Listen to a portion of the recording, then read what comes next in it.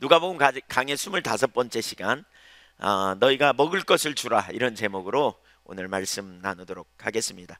우리가 지난주 12제자를 파송하시는 장면 우리가 봤고요. 그것이 바로 우리가 또 해야 될 일이다. 그래서 사명의식으로 살자, 이런 제목으로 지난주에 우리가 말씀을 들었어요. 우리 모두는 제자가 되어야 된다.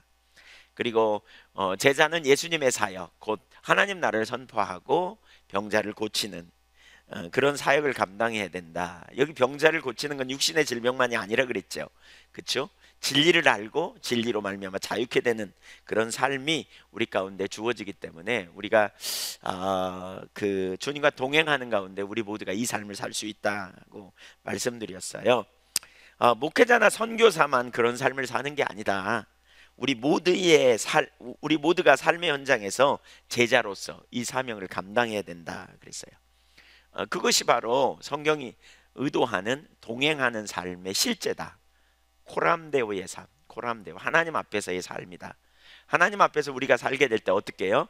기본적으로 우리가 하나님이 기뻐하시는 삶을 제자로서 우리가 살아가는 것이지요. 오늘 본문은 오병이어의 이적이라고 말하죠. 사복음서에 유일하게 다 나오는 기적 중에 하나가, 이적 중에 하나가 이 부분입니다. 오병이어의 이적. 사명으로 살기로 작정한 제자들에게 매우 중요한 가져야 될 요소가 무엇인지 우리가 여기서 살펴볼 수 있어요. 여러분, 사명으로 살기를 축복합니다. 먹고 살기 위해 살려고 하지 말고 사명으로 살자니까요. 네, 우리 이번에 학교 엊그제 선한교육 선생님들 가서 강의하는데 우리 학교 선생님들 몇 분이 같이 갔어요. 우리 선생님들. 그러니까 우리 박주리 자매님이 그러시더라고요. 가면서 주님 만나고 나서 공부가 성적이 높아졌다고. 왜 그러냐? 목적의식이 분명해서 하나님 나라와 영광을 위해 살기로 선택하니까. 네. 우리 학생들이 특별히 이런 사명의식, 왜 우리가 이 땅에 살아야 되냐? 먹고 살기 위해서 살면 우리가 어려워요. 삶이 매너리즘에 빠져요. 능력을 상실해요. 먹고 살기 위해서가 아니라 우리는 사명의식으로 살아야 돼요. 하나님 나라 백성으로서 우리를 이 땅에 두신 주님께서 우리를 보내서 그 삶의 현장에, 아버지가 일하시니 나도 일한다 그랬어요. 아버지가 아직도 일하세요. 왜요? 아직도 수많은 영혼이 주께로 돌아오기를 원하시지만 아직도 많은 영혼이 억압 가운데 있고 죄 가운데 있는 현실 때문에 그래요. 그래서 아버지가 일하신다는 걸 우리가 염두에 두고 우리도 그 일에 동참하는 그 자리를 하나님이 우리를 초청하세요. 그래서 삶의 현장에 살 때 우리가 먹고 살려고 하기보다 먹고 살려고 산다는 그것이 아니고 우리는 하나님 나라와 영광을 위해 살기를 원하는, 소명을 이루기 원하는, 그러니까 사명을 이루기 원하는, 주님이 우리를 부르신 소명을 따라서 우리에게 맡겨주신 사명을 감당하기 위해서 우리가 나아가려고 해야 된다. 그래서 직장의 삶도, 일상의 삶도 사명으로 바라보는 거예요. 출근하면서도 오늘 또 나는 선교사로 나간다, 이런 의식으로 나가는 거예요. 오늘 또 하나님 나라를 위해 내가 이 땅에서 소금과 빛의 역할을 감당하고 하나님 나라를 전파하고 병든 자를 치유하기 위해 내가 간다, 이런 의식으로 우리가 살아야 돼요. 그런 의식을 가지고 살면 주어진 삶의 환경에서 우리가 하나님을 매번 신뢰하고 하나님의 지혜를 구하고 능력을 구하고 동행하는 삶을 살 거예요. 먹고 살기 위해 살면, 하나님과 상관없이 살면서 치이고 눌리고 어려움이 올 때 낙망하고 좌절해요. 사명의식을 가지면요, 어려움이 있을 때 하나님 앞에 나아가 이 어려움을 어떻게 극복할지 하나님 때를 따라 돕는 은혜를 부어달라고 구할 거고요, 전략을 달라고 구할 거고요, 또 하나님이 일해가시는 일에 우리가 민감하여, 그렇죠? 우리 주변에서 일하실 때 우리가 거기 동참하는 일을 감당하게 될 거거든요. 이런 삶을 우리가 살아야 돼. 이게 우리 그리스도인의 삶이에요. 코람데오의 삶, 주님과 동행하는 삶. 네, 가슴이 막 뛰지 않으세요? 이 말 들으니까 사명으로 살자, 사명으로. 네, 우리 지난주에 그렇게 결단했죠. 한 번 더 따라사십시오. 사명으로 살자. 네, 우리 이 땅에 두신 하나님은 우리를 통해 하나님 나라를 이루고 우리를 통해서 병자를 치유하고 눌린 자를 자유케 하는 그 일을 감당하기 원하세요. 우리가 이 땅에 그런 의식으로 살 때, 그게 마태복음 6장 33절 아니에요? 너희는 먼저 그의 나라와 그의 일을 구하라. 그리하면 먹거리, 마실거리, 입을거리, 무엇을 먹을까 마실까 입을까 염려 안 해도 하나님이 채워주신다는 거예요. 채워주신다는 거예요. 그러니까 우리가 복을 위해 하나님 안 찾는 것처럼 먹고 살기 위해 직장에 가는 게 아니고, 우리가 이 사명을 위해 나갈 때 주님께서 직장에서도 삶의 현장에서도 하나님이 여러분을 통해서 놀라운 일 일뿐만 아니라 모든 필요와 모든 삶을 주관하시고 이끄신다는 거예요. 우선순위의 전환, 패러다임 시프트를 이루세요. 네, 패러다임을 바꾸셔야 돼요. 우리 그리스도인의 이게 삶이에요. 뭘 위해 사냐? 먹고 살라고 산다, 이게 아니에요. 네. 그럴 때 우리가 담대할 수 있고요. 그럴 때 주님과 동행하고요. 삶이 예배고 예배가 삶이에요. 직장에서도 우리가 뭐죠? 주님과 동행하는 실제적인 삶을 살 수 있고, 직장에서도 하나님의 영광을 경험할 수 있고, 그렇죠? 거기서도 주님과 동행하는 능력 있는 삶을 살 수 있다는 거예요. 지난주에 나눴죠. 어떤 분이 그랬다고, 경건한 차량 정비공이 있는가 하면 불경건한 부흥사도 있다고. 코람데오의 삶이 아니면 우리가 자기중심적인 삶을 살게 돼요. 밥벌이 하듯이 살면 힘들어요. 네, 목사가 밥벌이 하려고 목사하면 끝난 거예요. 근데 똑같아요, 여러분. 우리 마찬가지예요. 밥벌이 하려고 직장생활 하려고 하지 말고 하나님 나라를 위해서 직장을 여러분 가지세요. 그게 지난주의 설교 요약이죠. 그렇죠? 네, 그렇게 살아보세요. 그렇게 다른 눈으로 보일 거예요. 한 사람 한 사람이 다르게 보이고 직장이 다르게 보이고. 자, 이렇게 우리가 사는 것이 지난주 설교였다면, 오늘은 사명으로 살기로 작정한 제자들에게 진짜 중요한 요소가 무엇인가를 우리가 배울 수 있어요. 두 가지를 볼 수 있는데, 첫째, 제자는 주님의 마음을 가져야 해요. 주님의 마음을 알아야 돼요. 그리고 주님의 마음을 갖고 나가야 돼요. 누가복음 9장 10절 11절 볼까요? 시작.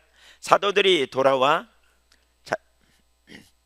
네, 같이 하시자고요. 시작. 사도들이 돌아와 자기들이 행한 모든 것을 예수께 여쭈니 데리시고 따로 벳세다라는 고을로 떠나가셨으나 무리가 알고 따라왔거늘 예수께서 그들을 영접하사 하나님 나라의 일을 이야기하시며 병 고칠 자들은 고치시더라. 그 전도 여행을 갔다 왔잖아요. 예수님의 파송을 받아. 그리고 갔다 오니까 이제 와서 보고를 해요. 이렇게 다. 이게 예수님의 교육 방법이었어요.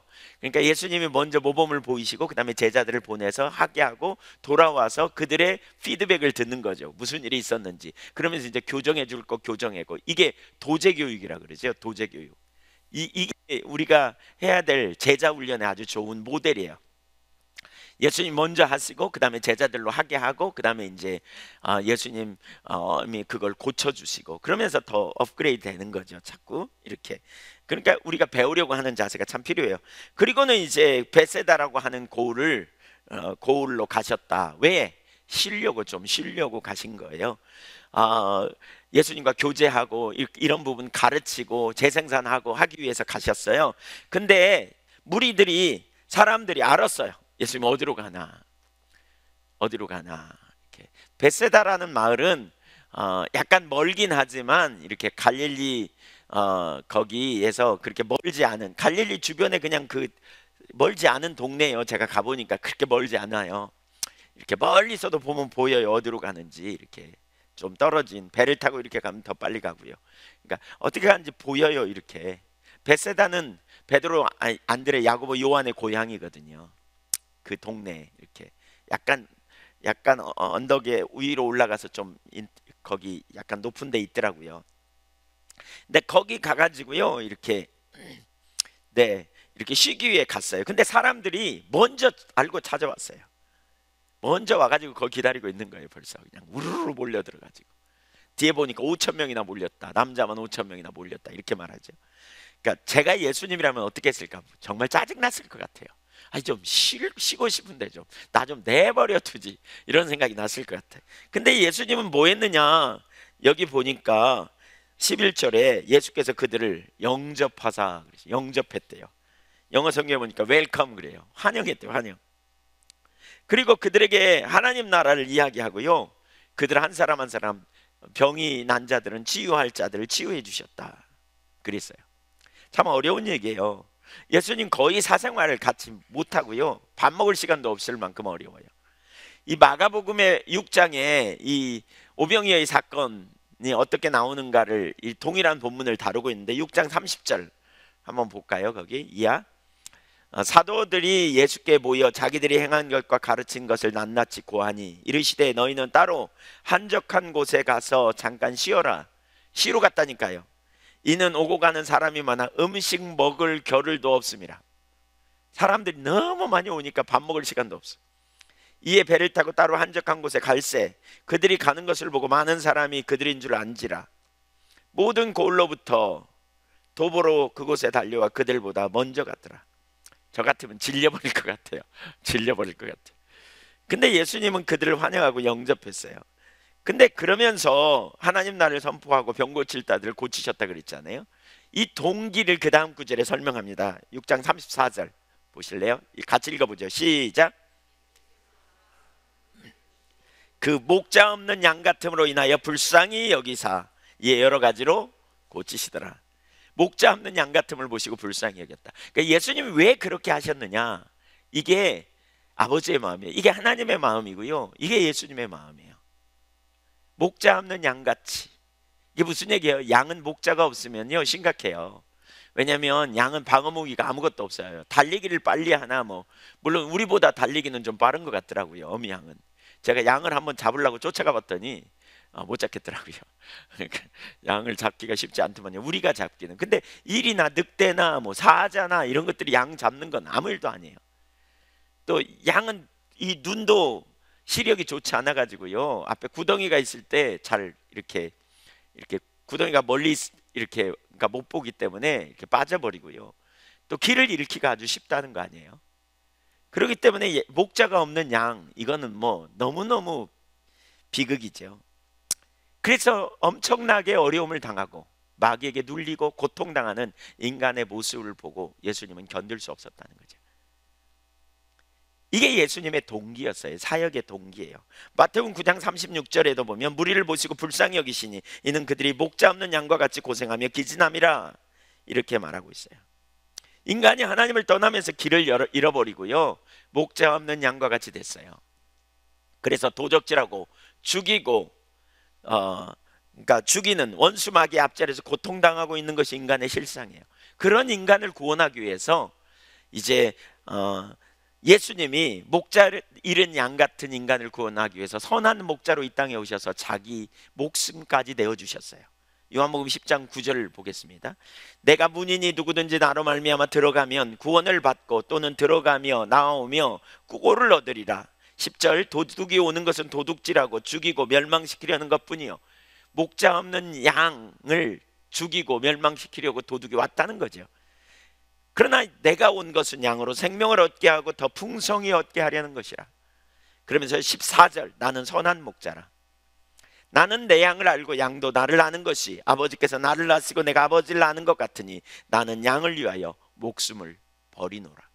선한 목자이신 예수님은 목숨을 버리셔서 양을 끝까지 사랑하신 거죠. 이게 그리스도의 마음이에요. 이게 주님의 마음이에요. 이게 하나님의 마음이에요. 여러분, 하나님은 저와 여러분을 끝까지 사랑하시고 목자 없는 양 같음을 보시고 불쌍히 여기세요. 불쌍히 여기세요. 개인적으로요, 최근에 더 하나님이 그런 마음, 오래전부터 그런 마음 주시지만 기도할 때마다 제가 주님의 마음을 제게 부어달라고 기도하거든요. 요즘 두 가지 기도 제목이 제게 있습니다. 하나는 주의 영에 사로잡히게 해달라고, 저를 주의 영에 사로잡히게 해달라고 기도하고 있고요, 또 하나는 주님의 마음을 제게 부어달라고 기도하고 있는데, 그런 기도할 때마다 하나님께서 소외된 자들, 가난한 자들, 여기 가난한 자들은 돈이 없는 자들을 말하는 것만은 아니더라고요. 제가 보니까 뭐냐, 심령에 가난한 자예요. 길을 모르는 자, 돈이 많아도 길을 모르는 자, 어려운 자, 그리고 고통당하고 억압받는 자, 이런 자들이 주님 모시기에 소외되고 가난한 자예요. 누가복음 4장에 가난한 자에게 복이 있다 그러잖아요. 자기 자원으로 어떻게 해볼 수 없는 상황에 눌린 자, 이런 자들, 그런 자들을 자꾸 돌보라고, 그런 자들에 대한 하나님의 마음을 많이 이렇게 부어주시는 것 같아요. 정말 그런 자들에게 얼마나 은혜가 필요한지, 얼마나 정말 주님의 마음이 있는지, 우리를 향한 사랑과 긍휼의 마음, 사실 그 마음 때문에 우리가 구원받은 거예요. 에베소서 2장에서 말하고 있잖아요. 2장 1절 이하에 보면 허물과 죄로 죽었던 너희를 살렸도다. 그때 너희가 세상 풍속을 좇고 공중의 권세 잡은 자를 뒤따랐고 마음과 육체에 원하는 대로 행하여 진노 아래 놓인 자이다. 그러나 긍휼에 풍성하신 하나님이 4절 이하에 보면 그렇게 말하죠. 긍휼에 풍성하신 하나님이 그 큰 사랑으로 말미암아 우리를 살리시고 일으키시고 함께 하늘 보좌 우편에 앉게 하셨다. 그러면서 이것이 뭐라고요? 너희가 그 은혜로 말미암아 구원을 받은 것이다. 이것이 주님의 전적인 사랑이라는 거죠. 우리가 구원받은 거요, 그분의 긍휼이에요. 저와 여러분이 구원받고 저와 여러분이 생명 얻은 것, 그분의 긍휼과 사랑과 자비예요. 예수님이 바로 그 마음을 지금 보이시고 있는 거죠. 그 마음, 긍휼의 마음. 그래서 쉬는 자리에까지 쫓아간 사람들을 환영하고 그들에 대해, 하나님 나라에 대해 이야기해 줬어요. 왜요? 하나님 나라 복음을 들으면 그들이 자유케 될 테니까, 회복될 테니까. 그리고 그들의 병든 자들을 일일이 고쳐주시고 그들을 돌봐주신 것이지. 사역을 하느라 저녁 늦게까지 시간 가는 줄도 몰랐던 것 같아요. 그러니까 밥 먹을 시간이 될 때까지 시간 가는 줄도 모르고 그렇게 했던 것 같아요. 여기저기 사람들에게 하나님 나라를 얘기하고 병자를 고쳐주고, 사람들이 예수님을 이리저리 따라다녔겠죠. 병자를 고쳐달라 그러면 그 치유하고 또 하나님 나라가 뭔지 나누고 설교를 듣고 사람들이 그 말씀을 들으면서 은혜를 받고, 그럼 시간 가는 줄 모른 거예요. 예수님은 요한복음 4장 34절에 그런 표현을 하잖아요. 내 양식은 아버지의 일을 이루는 이것이다. 매일 먹는 양식 으로 그 긍휼의 마음을 가지고 사역을 감당해낸 그것이 예수님이었어요. 그 이면에 뭐가 있다고요? 긍휼히 여기는 마음이에요. 불쌍히 여기는 마음. 저와 여러분을 주님은 불쌍히 여기고 긍휼히 여기시는. 그러다 보니까 저녁 시간이 됐어요. 저녁 먹을 시간이 됐어요. 그래서 12절 보세요. 날이 저물어 가매 12사도가 여짜오되 무리를 보내어 두루 마을과 촌으로 가서 유하여 먹을 것을 얻게 하소서. 우리가 있는 여기는 빈들이니이다. 빨리 사람들 돌아가게 해서 먹을 것 먹고 잠들게 해야 되지 않겠어요? 빨리 이렇게 얘기하죠. 그러자 13절 예수님 뭐라 그럽니까? 이르시되 너희가 먹을 것을 주라, 이렇게 말합니다. 13절 초반에 너희가 먹을 것을 주라 이렇게 말합니다. 여기 보세요. 보내라고 하는 게 일리가 있잖아요. 그런데 예수님의 반응은 의외예요. 너희가 먹을 걸 줘라. 여기 문법은 강력한 명령형입니다. 문법적으로 보면 너희가 줘야 한다. 주님은 그들을 그냥 돌려보내서는 안 된다고 말하는 거죠. 이것이 하나님의 마음. 하나님은 우리를 사랑하시고요, 우리를 사랑하셔서 우리를 위해 죽기까지 사랑하셨다면, 이제 그 주님은 2000년 전에 오셔서 그들에게 하나님 나라, 자기 쉬는 시간도 다 반납하고 사역을 감당하셔서 하나님 나라를 선포하시고 병자를 고치실 뿐만이 아니라 이제 그들의 일용할 양식까지 책임지시려고 합니다. 우리가 전에 사랑에 대해서 많이 나눴죠. 사랑은 뭐라고요? 가치. 그래서 소중하다, 소중하게 여긴다. 사랑은 두 번째 뭐라고요? 함께 있고 싶고 기뻐하고 이런 감정적인 요소가 있다. 그래서 세 번째 사랑은 뭐라고요? 필요를 채워주는 거다. 예수님은 우리의 필요를 채우되, 그들의 필요를 채우되 그들의 필요를 채우기 위해 자기의 삶을 헌신했잖아요. 자기의 삶을 헌신했어요. 그리고 그들의 필요를 채우기 위해 이제 뭐라고요? 필요를 채우되 어디까지요? 그들의 그 먹거리까지, 일용할 양식까지 주님은 생각하시고 있어요. 이것이 주님의 마음이에요. 이것이 주님의 마음이에요. 실제로 오병이어의 사건을 통해서 그들은 배불리 먹었어요. 먹거리를 배불리 하게 됐단 말이에요. 부족함이 없이 그들은 먹었어요. 이게 주님의 마음이에요. 주님은 그래서 가난한 자들을 도우라고 말하시죠. 너희만 먹지 말고 나누라고 말해요. 아모스서에 보면 가장 심각한 죄를 지적하는 것 중에 하나가 뭐냐면 부익부 빈익빈 현상을 나타났는데, 그 부자가 자기만 챙기고 가난한 자를 압제하고 가난한 자를 돌보지 않는 것에 대해서 강력하게 주님이 책망하시죠. 우리를 향한 하나님의 마음, 그분은 우리를 위하였습니다. 우리를 위해 자기 목숨을 아끼지 아니하시고 내어주셨고요. 그래서 모든 것 주시기를 기뻐하십니다. 바울은 로마서 8장 31절에 그렇게 말하죠. 그런 적이 일에 대하여 우리가 무슨 말하리요? 만일 하나님이 우리를 위하시면 누가 우리를 대적하리요? 자기 아들을 아끼지 아니하시고 내어주시니가, 우리 모든 사람을 위하여 내주시니가 어찌 그 아들과 함께 모든 것을 우리에게 주시지 아니하겠느냐. 주님의 사랑의 극치, 긍휼의 극치, 자기 아들을 아끼지 아니고 내어주신 사랑이죠. 누구를 위해? 우리 모든 사람을 위해. 히브리서 기자는 예수님과의 관계를 이렇게 소개합니다. 히브리서 4장 15절에 우리에게 있는 대제사장은 우리의 연약함을 동정하지 못하실 리가 아니요 모든 일에 우리와 똑같이 시험을 받으시니로되 죄는 없으시니라. 그러므로 우리는 긍휼하심을 받고 때를 따라 돕는 은혜를 얻기 위하여 은혜의 보좌 앞에 담대히 나아갈 것이니라. 주님은 우리를 동정하지 못하실 리가 아니에요. 그래서 우리는 우리를 위하여 친히 이 땅에 육신을 입고 오셔서 이 땅에서 우리가 경험할 모든 경험을 친히 경험하신 주님은 우리를 동정하신다는 거죠. 우리를 아시고요, 긍휼히 여기시고요. 그래서 우리는 그분에게 도움을 얻기 위해 은혜의 보좌 앞에 담대히 나가라는 거예요. 우리가 아버지의 마음을 알 때 얼마나 우리가 담대할 수 있는지 몰라요. 제가 저 자신을 보면서 정말 하나님 앞에 얼마나 참 온전하지 못한지를 많이 깨달아요. 과거에 제 삶을 살아왔던 삶을 문득문득 생각해 보면 정말 하나님과 상관없이 살았고 교만했고 뭐 그런 자리에 있었던, 그럼에도 불구하고 큰 은혜로 구원해 주신 주님의 대속의 은혜와 사랑이 얼마나 놀라운지. 그래서 우리는 그 은혜의 보좌 앞에 담대히 나가요. 여러분, 이 사랑을 알고 이 긍휼을 알고 은혜의 보좌 앞에 담대히 나갈 수 있기를 축복합니다. 요한복음 13장 1절을 보세요. 같이 읽어볼까요? 시작. 유월절 전에 예수께서 자기가 세상을 떠나 아버지께로 돌아가실 때가 이른 줄 아시고 세상에 있는 자기 사람들을 사랑하시되, 어떻게 사랑했다고요? 끝까지 사랑하셨다. 이게 주님의 마음이에요. 이게 주님의 긍휼이에요. 한없는 자비 긍휼. 그래서 주님은 끝까지 그 백성이 돌이키기를 원해요. 호세아서가 그걸 잘 보여주죠. 고멜이라고 하는 음란한 여인과 호세아를 결혼하게 하고 그 여인이 다른 남자를 찾아갔지만 결국 돈을 주고 그 여인을 다시 사오게 해가지고 그 여인과 함께 살기를 원하는, 여기 호세아는 하나님을 상징하고요, 고멜은 타락한 이스라엘 백성들을 상징해요. 그것이 하나님의 사랑이 끝까지 우리를 향한 사랑. 저는 이 구절을 보면서 그게 느껴졌어요. 책임성. 하나님은 책임성을 가지고 우리를 대하신다. 책임성을 가지고 우리를 대하신다. 끝까지 사랑하시는, 그냥 방치하지 않아요. 이기적이지 않아요. 우리가 주님의 그 사랑과 긍휼을 더 깊이 알 수 있기를 축복합니다.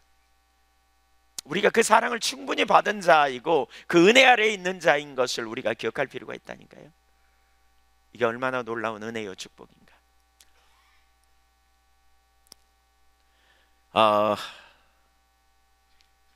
그래서 우리를 가장 좋은 길로 인도하시는 주님이시죠. 근데 무엇보다 우리가 그 사랑을 알 뿐만이 아니라 제자는 우리가 사명을 감당하려면요, 삶의 현장에서 사명을 감당하려면 바로 이 마음을 알아야 돼요. 그리고 이 마음을 가져야 돼요. 우리가 이 마음을 가져야 돼요. 누구의 마음? 주님의 마음, 아버지의 마음. 우리가 사람을 바라보되 아버지의 마음으로 바라본다면 그 영혼을 긍휼히 여기시는 하나님의 마음, 그 영혼을 사랑하시는 마음, 그 사람을 사랑하시고 그를 회복시키기 원하고 그를 온전케 되게 하시려는 하나님의 마음. 저는 그 주님의 마음이 제게 부어질 때 어떤 사람들을 보면 이런 생각이 들어요. 저 사람이 주님 만나고 저 사람이 회복게 되면 얼마나 놀라울까. 그렇잖아요. 내적 치유를 하면서 가끔 그런 생각이 들어요. 너무 상처로 그냥 고통당하고 있는 사람이 정말 치유되고 회복되어진다면, 예를 들면 그 사람이 그 가정의 가장인데 치유되고 회복된다면 그 가정이 얼마나 놀라울까. 아내가 얼마나 행복할까. 또 자녀들이 얼마나 행복하게 될까. 하나님의 나라가 그 안에 임하는데, 그렇죠? 한 아이가 한 청소년이 치유되고 회복된다면 어떻게 될까? 세상을 바라보면서 과거의 상처로 인해 부정적인 눈으로 보고 사람을 볼 때 왜곡되게 바라보면서 수도 없이 억압 가운데 있는데, 상처를 주고받는데, 저 아이가 치유되고 회복된다면 얼마나, 관계를 올바로 갖고 건강하게 자란다면 얼마나 놀라울까? 이런 마음이 부어져요. 이런 마음. 이게 아버지의 마음이에요. 어떻게든지 잘 되기로, 잘 세워지도록 돕는 거죠. 사실 우리가 그 마음이 없으면요, 우리 쉽지 않아요. 이기적이에요. 자기중심. 우리가 금방 탈진하고 지칩니다. 남 섬기는 일이요, 정말 어려운 일이에요. 근데 그 마음이 우리 가운데 필요해요. 주님 마음. 그래서 제가 주님의 마음을 구하고 있어요. 주님 마음 내게 달라고, 아버지의 마음을 제게 달라고. 그게 너무너무 필요해요. 이기적이지 않고 정말 다른 사람의 필요를 위해서 우리가 헌신하고 나가는 이 의식이 있어야 돼요. 사랑을, 누군가가 사랑을 많이 받는다면 그 사람은 자기를 사랑하는 사람에 대해 특별한 마음을 갖게 될 거예요. 여러분이 누군가를 정말 이기적이지 않은 하나님 마음으로 사랑한다면 그 옆에 사람은 여러분에게 큰 영향을 받을 거예요. 그리고 여러분 말하는 걸 잘 듣게 되고요, 영향을 받게 되겠죠. 그게 우리가 가져야 될 사명 감당하는 중요한 요소 중에 하나인 거죠. 네, 사명을 감당하는 아주 중요한 요소. 한번 따라하세요. 주님, 그 마음을 주십시오. 네, 그 마음을 우리가 알고 그 마음을 우리가 가진다면 이게 사명 감당하는 데 너무너무 중요한 요소예요. 두 번째, 하나님 자원으로 섬겨야 합니다. 누가복음 9장 13절을 보면 예수께서 이르시되 너희가 먹을 것을 주라 하시니 여짜오되 우리에게 떡 5개와 물고기 2마리밖에 없으니 이 모든 사람을 위하여 먹을 것을 사지 아니하고서는 할 수 없사옵나이다 하니, 제자들이 가진 건 5병이여 뿐이에요. 그런데 예수님은 그들을 향해 너희가 먹을 것을 주라 이렇게 말씀하세요. 너무나 황당한 이야기예요.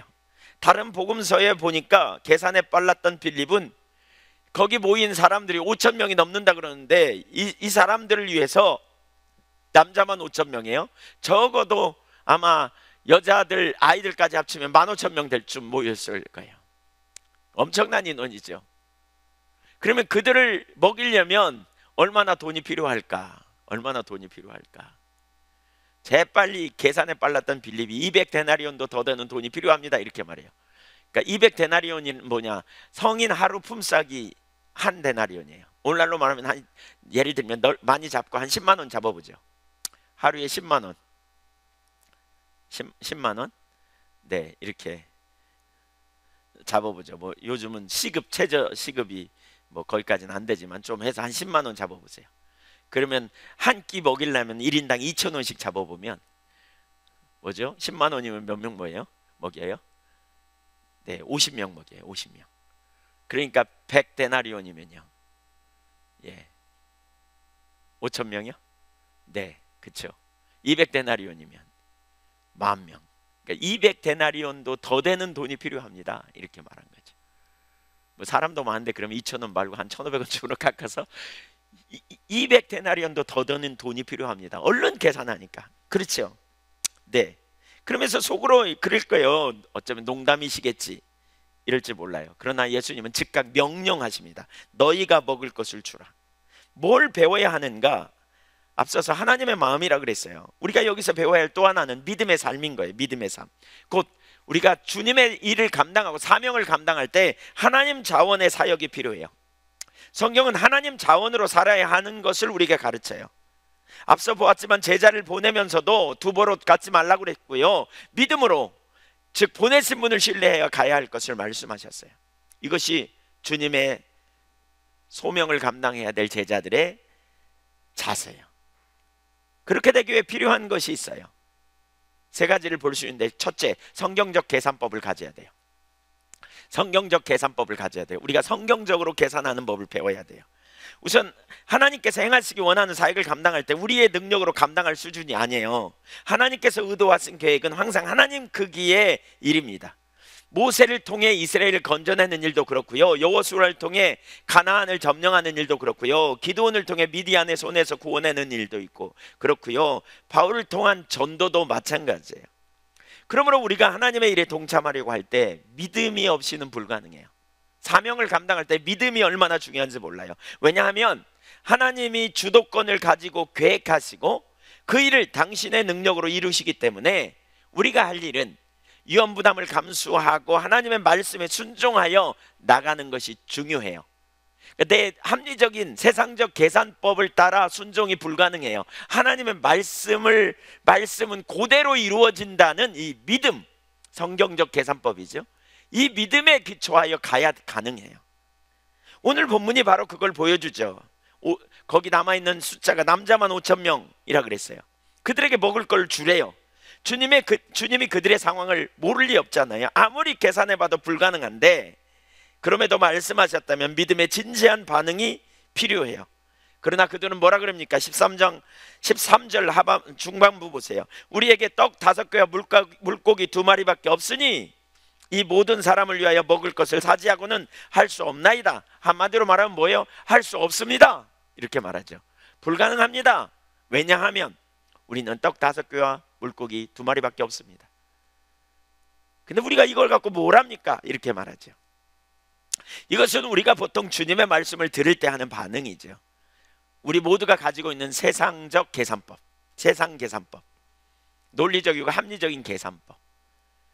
사실 오늘날 그 이과 출신들이 예수 믿기가 어려워요. 머리가 논리적이고 이렇게 과학적 사고를 가진 분들이 예수 믿기가 어려워요. 왜냐하면 그들이 굳게 믿고 있는 세계관 속에는 뭐가 있냐면, 세계관 속에는 뭐죠? 합리주의적인 세계관이 그 속에 자리 잡고 있기 때문에 그래요. 세상적 계산법이 딱 자리 잡고 있기 때문에. 그래서 과학자들이 예수 믿는 거 정말 어려워요. 예.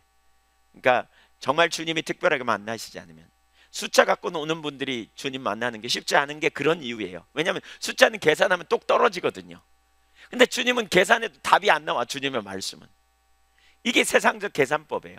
그러나 성경은 성경적 계산법이 있어요. 우리가 주님을 동참하려면 바로 이게 필요해요. 이게 바로 믿음인데 뭐냐? 하나님이 말씀하시면 그분의 말씀대로 되어진다는 거예요. 이것을 우리가 성경에서 배워야 돼요. 모세에게 하나님께서 애굽에서 내 백성을 구원하라고 가라고 하실 때 모세는 매우 두려웠어요. 그러나 결국 모세의 능력이 아니라 하나님의 능력으로 그 일을 이루셨잖아요. 순간순간 하나님께서 방법을 알려주시고 한계를 만날 때 처방을 내리셔서 문제를 해결해 주셨죠. 결국 가나안에 들어가게 됐어요. 누가 계획했어요? 하나님이요. 누구의 능력으로 이 일이 이루어졌어요? 모세입니까? 아닙니다. 하나님이 계획하신 일을 모세에게 보이셨고 모세가 순종했더니 그 일이 이루어진 것입니다. 이것이 우리의 사역입니다. 그러나 우리는 이런 계산법에 익숙지 않습니다. 세상 계산법에 익숙합니다. 그래서 하나님의 말씀을 들을 때 항상 갈등이 옵니다. 그리고 하나님 중심적인 사역이 어려운 이유가 여기 있어요. 하나님이 주도하시고 그 계획을 보이실 때 그분의 능력으로 사역을 감당한다고 말하면 보통 다 아멘 합니다. 그러나 정작 우리 자신에게 말씀하실 때 자신의 손을 보면서 그 말씀의 크기를 보면서 우리는 에이 불가능해 라고 이 제자들처럼 그렇게 말하곤 마는 거죠. 그렇기 때문에 하나님만 하실 수 있는 크기, 영원한 가치가 있을 만한 일들을 우리가 경험하지 못하는 이유가 바로 여기 있어요. 여러분, 우리가 주님의 제자로서 사명을 감당할 때 우리의 계산법이 뒤집어져야 돼요. 세상적 계산법이 뒤집어져야 돼요. 그래서 하나님이 우리를 다루세요. 다루시는 이유가 여기 있어요. 빚어가기 위함인데 무엇보다 세상의 계산으로 안 되는 환경 가운데 인도하시는 거예요. 세상의 계산이 안 통하는 환경으로 인도하세요. 하나님의 계산으로 사는 법을 가르치시기 위해서. 그래서 이스라엘 백성들 애굽에서 나올 때 세상적 계산법으로 가득한 그들을 하나님께서 인도하실 때 홍해 앞에 데려다 놓은 거예요. 홍해 앞에서 세상의 계산으로 말하면 자기들은 죽었어. 그리고 그렇게 결론을 내리죠. 근데 그들이 죽었습니까? 아닙니다. 하나님이 말씀하셨고 하나님은 홍해를 가르셨습니다. 그래서 그들은 홍해를 무사히 통과했습니다. 광야로 갔습니다. 마실 물이 없으면 그들은 죽습니다. 세상의 계산법입니다. 그런데 물을 찾아 헤매는 가운데 사흘 만에 쓴물을 만났습니다. 물을 만났는데 그 물은 소금기가 많아서 마실 수가 없습니다. 그들은 끝장입니다, 세상의 계산법으로 하면. 그러나 성경적 계산으로 하나님께서 그들을 위해 처방을 내리셨고 쓴물이 단물로 바뀌었습니다. 또 얼마 안 가서 먹을 것이 떨어졌습니다. 영락없이 죽었습니다. 제가 사막에 가보니까요, 모래밖에 없어요. 모래하고 돌밖에 없어요.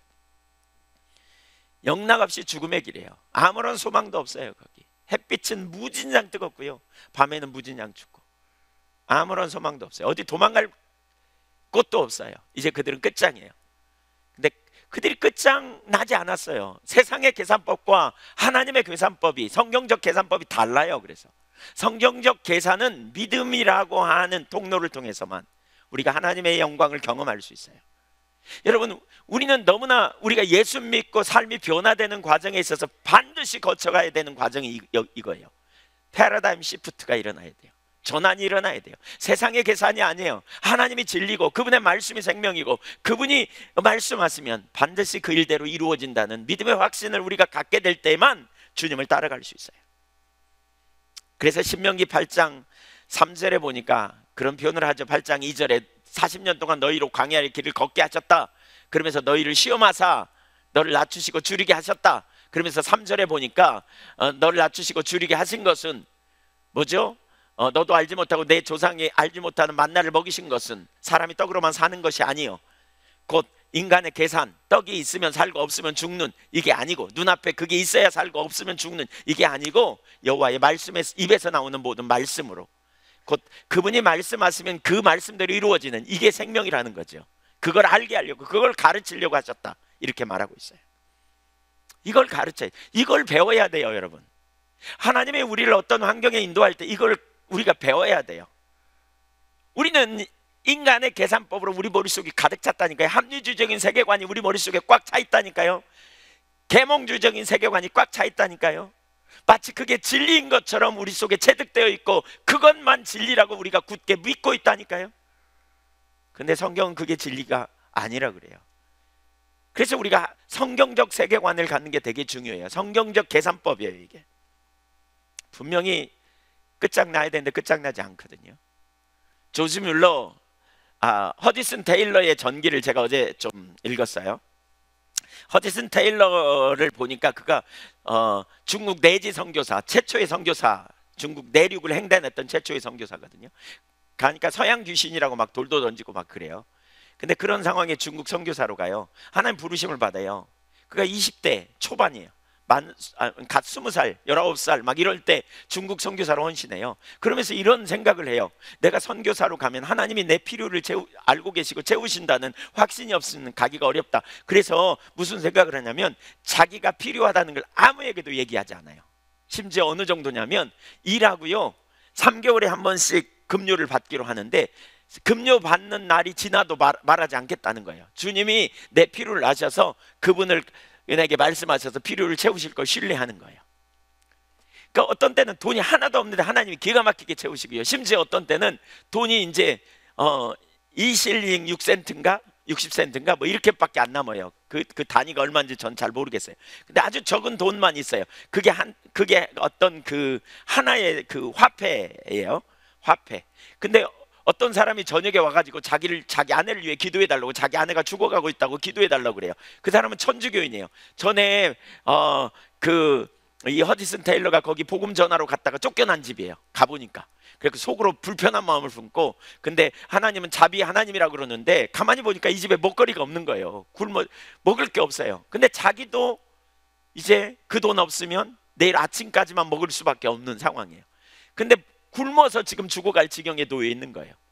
그러니까 하나님은 선하신 분이고 자비를 베푸시는 분이라고 자기가 입으로 말하는데 자기 속에 양심이 찔리는 거예요. 자기 속에 동전이 이게 1실링 이렇게 있고 60센트 있으면 1실링을 하나 주든지 60센트를 주면 좋겠는데 하나야, 통째 있는 거 하나야. 그래가지고 마음에 막 갈등을 하고 막 이런 마음이 들어요. 근데 기도하는데 마음속에 하나님은 가난한 자에게 구워주는 것에 대해서 이런 감동이 있어요. 그래서 그걸 주워버려요. 그냥 주고 났더니 그날 밤에 너무 작은 마음이 홀가분했고 그 주기까지 갈등이 정말 어려웠다는 거죠. 그래가지고 이제 그날 저녁에 자면서 이렇게 기도했대요. 하나님, 가난한 자에게 주는 것은 여호와께 구워 주는 거라고 그랬는데, 성경이 그렇게 말하고 있잖아요. 구워 주는 거라 그랬는데, 하나님 저 이제 내일 아침 먹으면 이제 내일 점심부터는 굶어야 합니다, 하나님. 이러고 기도했대요. 근데 그날 이렇게 편지가 왔어요. 뜯어보니까 장갑이 하나 이렇게 들어가 있고요. 장갑을 이렇게 빼서 뭐 있나 봤더니 거기서 뭐가 하나 떨어지는데 보니까 10실링짜리 이 돈이 떨어지는 거예요. 그러니까 하나님이 4배로 갚아주셨다고. 예, 그 4배로 갚아주셨다고. 그 조지 뮬러가 그랬대잖아요. 그런 표현을 한다잖아요. 하나님은 그 부도나지 않는 은행이라고. 부도나지 않는 은행, 후한 이자를 쳐주는. 그러니까 그렇게 이렇게 조지 뮬러가 이렇게 하드슨 테일러가 그걸 경험해요. 그리고 났는데 이제 먹을 게 거의 떨어졌고요. 이제 월급을 받아야 돼. 근데 월급 날이 됐는데도 잊어버렸어. 이 사람이 그 급료를 줘야 될 사람이. 근데 말을 안 해. 이제 말을 안 하기로 굳게 했어. 그래서 말할까 말까 갈등하다가 그러면 자기가 선교사로 못 가겠더라는 거예요. 그래서 하나님, 제가 말하지 않습니다. 근데 떨어질 돈이 다 떨어져 갑니다. 반값도 줘야 되는데 지금 이제 하나님 돈이 없습니다. 월요일 날까지는 반값을 줘야 토요일 날까지는 반값을 줘야 되는데 하나님 돈이 없습니다. 그랬더니 내 때가 완전해, 주님이 그러시더라고요. 근데 계속 몰라. 토요일 날 오후에 집에 안 가고 그냥 앉아 있었대요. 이제 그리고 있었더니 이제 급료를 줘야 될 사람이 나오더니 그러더라는 거예요. 왜 안 가고 있냐고. 근데 그러면서 자네 갑자기 차를 마시더니 자네 저기 급료 줘야 될 날짜가 언제지? 그러니까 좀 지났습니다. 이렇게 얘기했다는 거예요. 그래 줘야 되는데 그랬군. 그래서 이제 마음의 흥분을 감추지 못하고 줄 걸 기대했는데 뭐라 그러냐면, 오늘까지 반값을 내야 돼요. 지금 들어가면. 근데 뭐라 그러냐면 이렇게 말하는 거예요. 근데 계산을 다 마감해 버렸으니까 월요일 날 주지. 그리고 다 은행에 집어넣었으니까 월요일 날 주지, 그러더라고요. 속으로 너무 실망해 가지고요. 그걸 안 감추려고 밖에 나갔다가 이렇게 들어올 만큼. 그리고는 그냥 앉아서 책 보고 기도하고 그러고 있었대요. 그랬더니 아주 늦은 시간에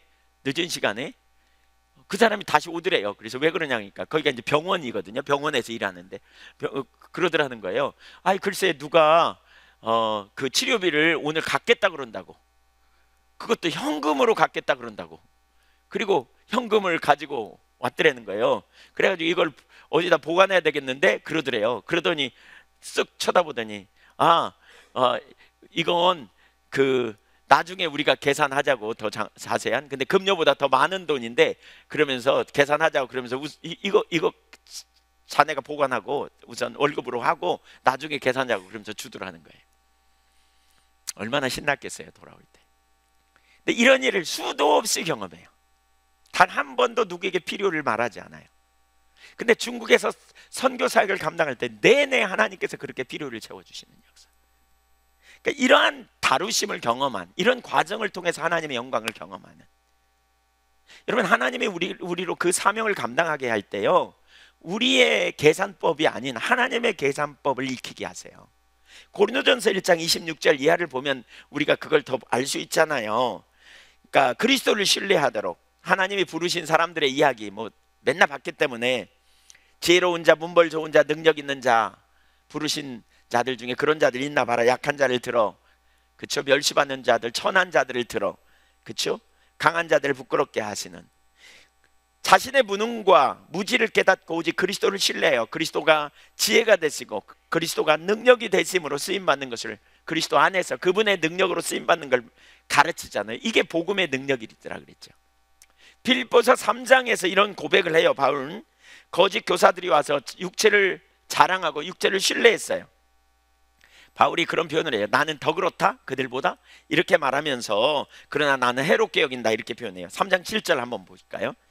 시작.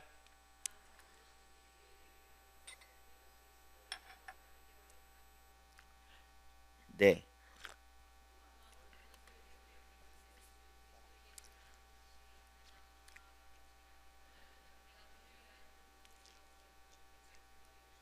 그리스도를 얻고 그 안에서 발견되려 함이니 내가 가진 의는 율법에서 난 것이 아니 오직 그리스도를 믿음으로 말미암은 것이니 곧 믿음으로 하나님께로 난 의라. 여기 이 구절 7절 올려줘 보세요. 그러니까 여기 몇 가지를 볼 수 있는데, 하나는 그러니까 내게 유익하던 것을 내가 그리스도를 위하여라는 표현이 있죠. 그리스도를 위하여라는 말은 그리스도를 의지하고 동행하기 위해 그 말입니다. 그리스도 안에서 발견되기를 원하는, 이것도 다 그리스도와 그리스도를 의지하고 그리스도와 동행하기 위해서 손해로 여긴다, 그리고 잃어버린다, 배설물로 여긴다. 8절도 보면 배설물로 여긴다 그랬어요. 뭘요? 7절에서 그 뭐냐, 무엇이든지 그랬는데 7절에서 말하는 무엇이든지라는 말은 육체의 자랑거리를 말하고요, 8절에서는 또한 모든 것이라고 표현해요. 육체의 자랑거리 외에 모든 것을, 나는 그리스도와 상관없는 모든 것을 다 손해로 여기고 잃어버리고 배설물로 여긴다, 이렇게 표현하고 있지요. 그러면서 뭐라 그러냐? 이유가 뭐냐? 그리스도를 아는 지식이 가장 뭐하기 때문이다? 고상하다. 여기 휴페레콘이라는 헬라어인데 이 말은 탁월한, 그리스도를 아는 지식이, 그리스도를 아는 것이 내 삶의 최고다, 최고의 가치가 있다, 이 말입니다. 그리스도를 아는 것이 내 인생의 최고의 가치다. 그래서 그 그리스도를 아는 것 외에 다른 모든 것을 배설물로 여긴다, 이렇게 말해요. 3장 9절을 제가 현대어 성경으로 좀 읽어보기 원하는데요, 여기 이렇게 말해요.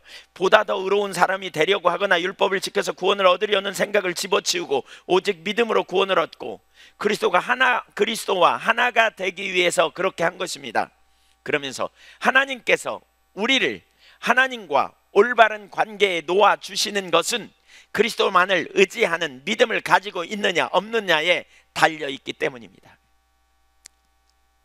하나님과 올바른 관계에 놓여 있으려면 우리가 그리스도만 의지하느냐 다른 것을 의지하느냐와 달려있다는 거예요.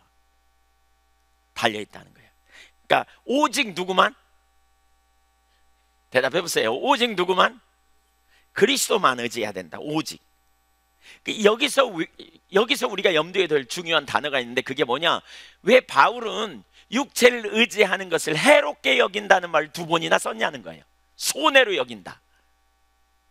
그러니까 손해로 여긴다라는 말을 2번이나 썼냐는 거예요. 그래서 다 잃어버리고 다 배설물로 여긴다. 심지어 이렇게 우리 스스로 구원을 얻을 수 없기 때문에 하나님의 아들이 오셨고요, 그 아들의 공로로 우리가 의롭게 된 거예요.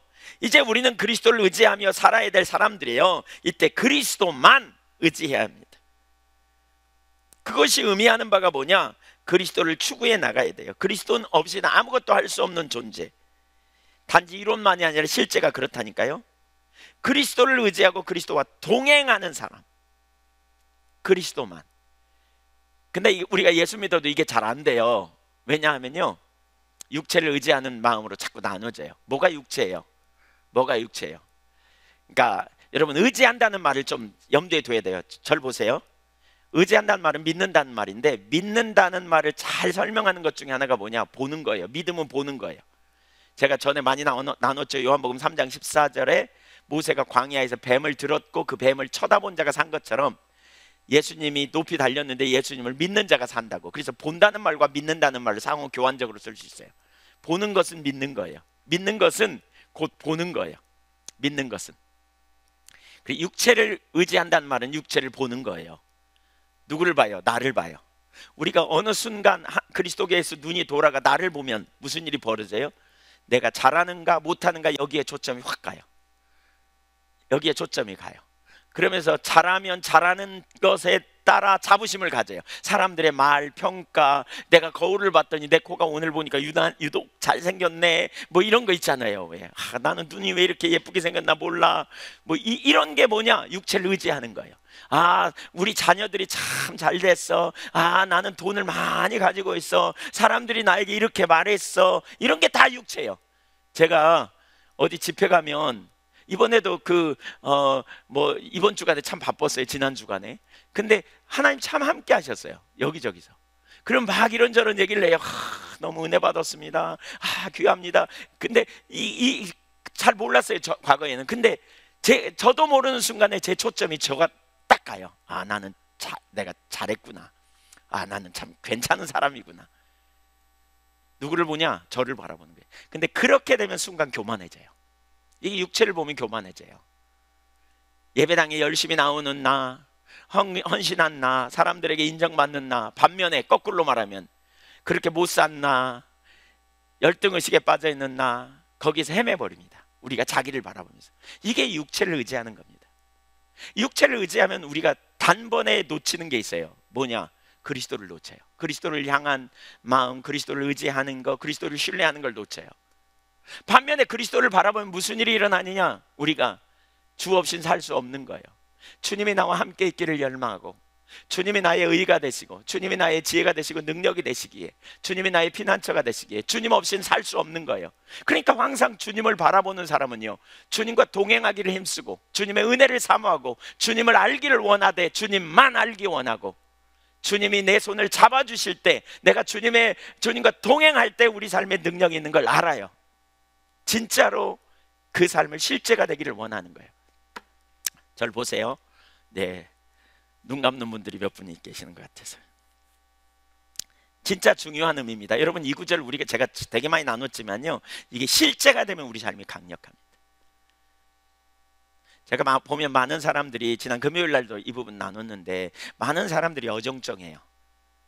예수 믿는다고 말해요. 나는, 내 머릿속에서는 다 동의해요. 나는 그리스도로만 산다. 근데 실제 삶에서는요, 육체를 놓았다고 말하는데 사실은요, 그리스도가 없어요. 그리스도와 동행하는 삶을 살지 못해요.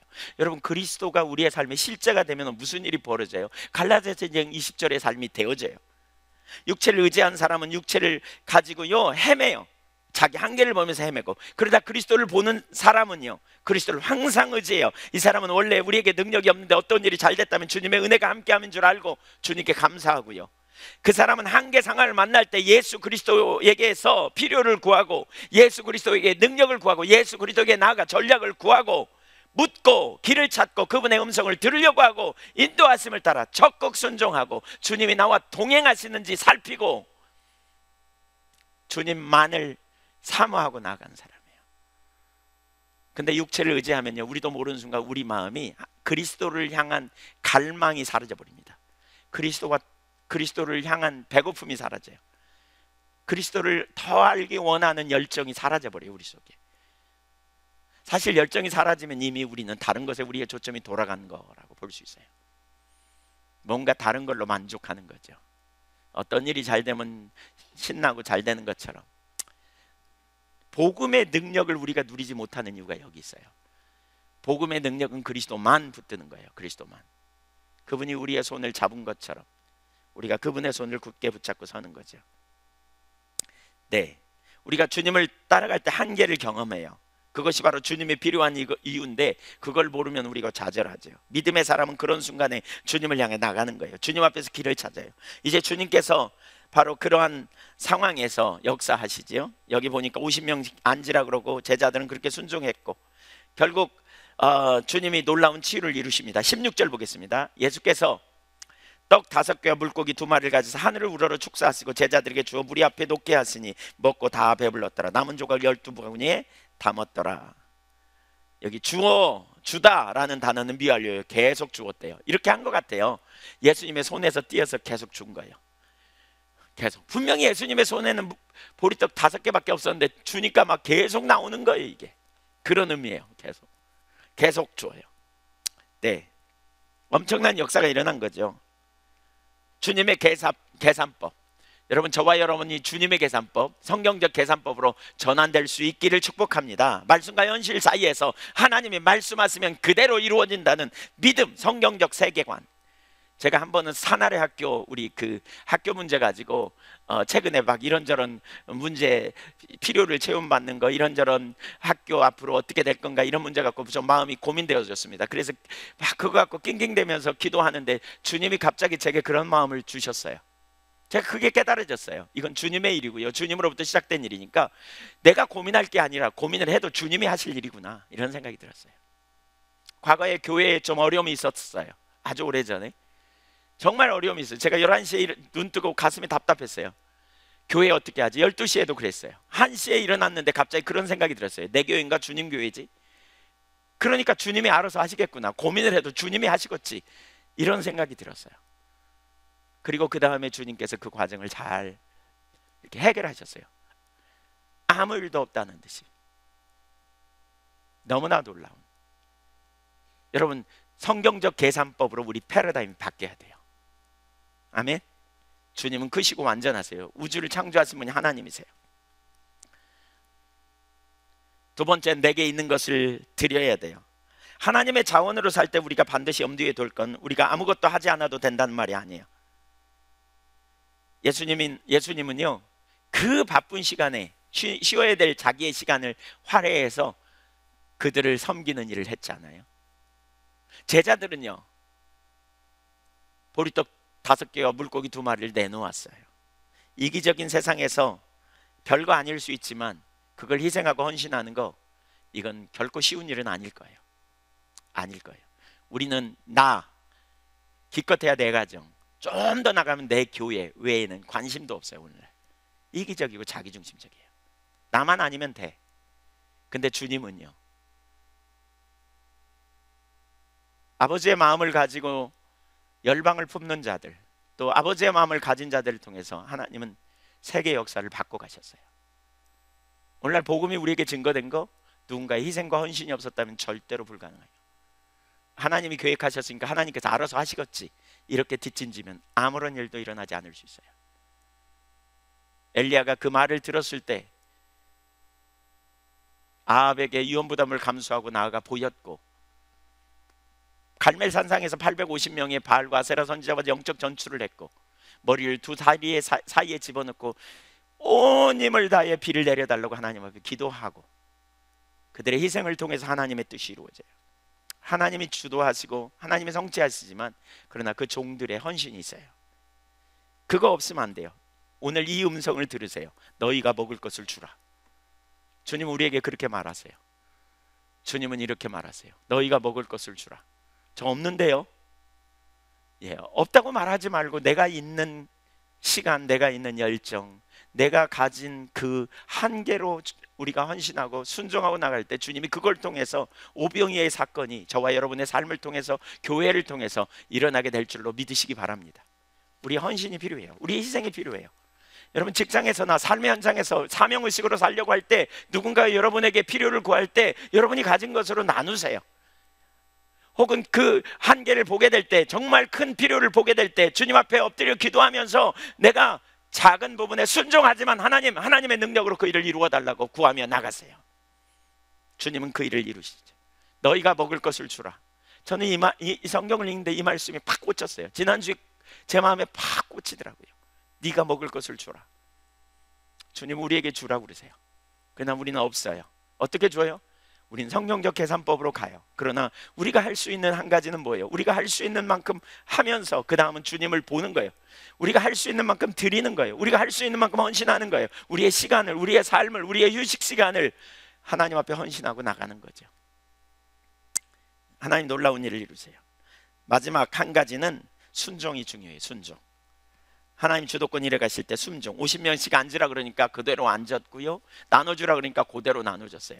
순종하는 거 쉽지 않았을까요? 저는 이 장면을 생각하면 꼭 의심 많은 도마가 생각나요. 주님이 띄워주면서 이거 50명에 갖다 줘라고 말할 때 어쩌면 한 번에 50명 물이 먹을 거에 나왔는지 잘 모르겠어요. 그렇죠? 그 도마가 아마 줄 섰다가 제일 뒤로 갔을 것 같아요. 네. 이거 쳐다보고 주님 보고 이러면서. 순종은 쉽지 않을 수 있어요. 대가, 유언부담이 감수되니까. 근데 우리가 사명의식을 감당할 때 반드시 그게 되어져야 돼요. 그러면 하나님의 자원으로 하나님만 하실 크게 일들을 이루세요. 저와 여러분을 통해 그 일이 일어나기를 간절히 소원합니다. 아멘. 하나님의 계산법으로 계산하는, 주여 우리의 패러다임을 바꿔달라고 우리가 구해야 되겠어요. 아버지의 마음을 구하자, 가져야 한다. 성경적 계산법, 패러다임의 전환, 하나님 자원의 삶. 기도하겠습니다.